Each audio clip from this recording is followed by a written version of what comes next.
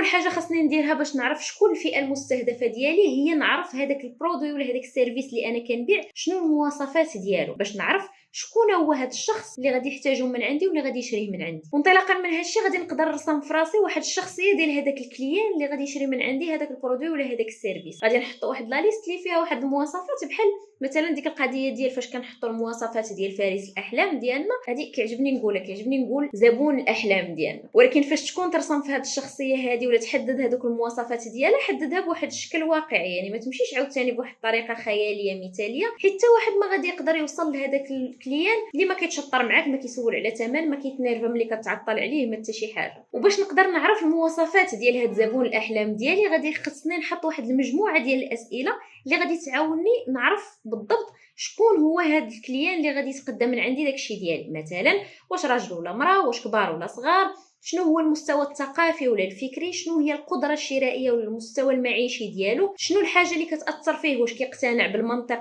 او لا بالعاطفه، واش الثمن عنده هو اهم عنصر اللي كيحدد القرار ديال الشراء ديالو او لا ممكن ان الجوده تكون هي اللي كتحدد القرار ديال الشراء. باش هذيك الساعه كتعرف راسك مع من غتعامل وكيفاش تعامل معاه، يعني الميساج اللي غادي تستعملو باش تستهدف هذاك الزبون.